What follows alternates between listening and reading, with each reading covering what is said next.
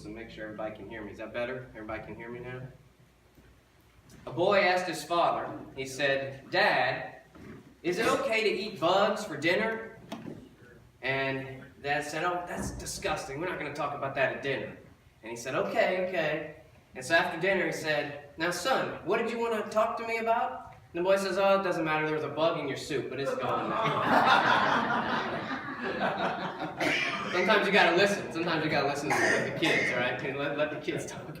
Y'all ever been in one of those restaurants where you just could not hear anything? Like the restaurants where you couldn't have a conversation at your table, and it was just so noisy and so loud. Last week was my birthday. We went out to lunch with Callie's parents. We went to Saltgrass, and it was like that occasion. It was so busy at lunchtime in there, and you were in this big loud room, and we could barely say, across just two people. My mother-in-law was 2 people away. Just had to kind of lean over and kind of yell almost to hear. There was the clatter of the kitchen and the TVs. Of course, all restaurants have TVs in them nowadays. And the conversations of every single table around you going on. And it's just full of noise.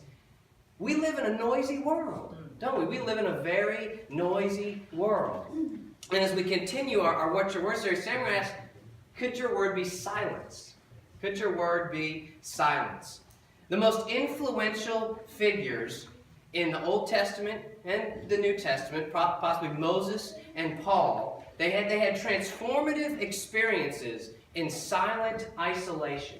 Years that they spent in silent isolation. Jesus himself went and spent time alone in silence. In every gospel, there's an event that they relay about Jesus going off and being alone and being silent. He was always having crowds around him, always having the noise and the commotion going on around him.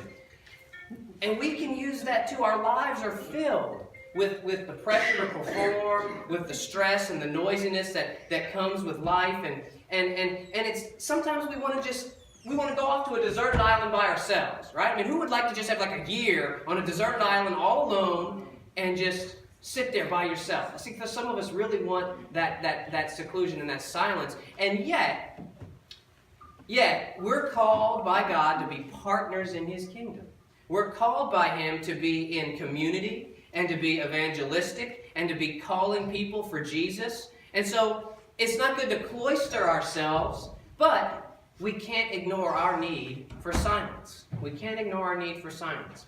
Generations before us, grandparents, parents, it was much easier to achieve this silence, right? It's when they worked in the fields or they kept their homes, and the only sounds were nature sounds or maybe human voices, which we talked about can get pretty loud at times.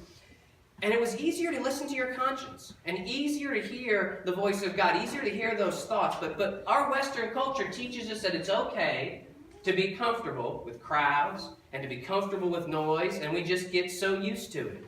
Now, I'm not saying we need to go back to the good old days, because actually Ecclesiastes 7:10 tells us it's not wise to glamorize the good old days, that we have to be willing to move forward.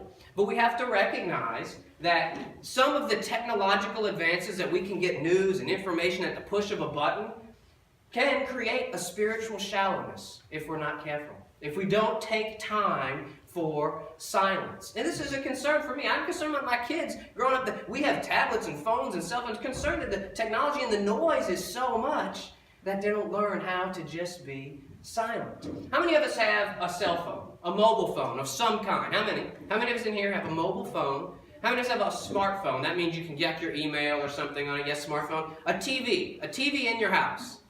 More than one TV in your house. A radio in your car, a radio in your home, Sirius satellite radio or whatever satellite radio. So if you're still going up, lots of things to create noise in our world. And it's not bad. It's not bad that technology is available to us, but we've got to take moments and take time to step back away from that, the way Jesus did, to take time for silence. So you can't escape the noise. You can't escape it the way they did for years and years. You can't go off to a deserted island. But we can take time on a daily basis and cultivate habits to create silence. And that's hard. Believe it's hard to create those daily habits of silence because the enemy does not want you to have the silence. Distractions and noise is a tool and a weapon of the enemy in the spiritual warfare so that you are not given the time to think on your conscience and to have time for God to speak to you so you can listen. It's not hard. It's not easy, but it can be accomplished. So developing daily habits, for example, early morning, late at night, developing habits where you spend just a few minutes in quiet, prayer, and just reading and just sitting. Not even reading, but just sitting. Find a place near your house. Whether it's on the way home from work, you're going away from home, find a place where you could pull over a little park that's maybe within walking distance or within right there near your home and just go and sit for 5 minutes. Daily thing. How about minute retreats? A minute retreat. Where you're sitting at a red light, turn off the radio, you sit at a red light, and take a minute in silence. Now, that is a lot harder when a car pulls up next to you with the boom and bass and the loud music. This happened to us yesterday. I'm thinking about this sermon and I'm going, this is relaxing. Boom, boom, boom, boom, boom, boom, boom.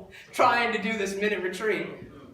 And so maybe on the phone, everybody's on the phone on hold with the AT&T company, for example, and you're trying to wait for a long time. Well, take a minute. Hey, a minute in silence. Try that. Or taking the stairs instead of the elevator. And as you walk up the stairs, take some time in silence. Maybe drive-through at the bank or a restaurant. As you go through the drive-through, take off the radio. Moment in silence. These are things to help us. Maybe you need to take a retreat, actual retreat.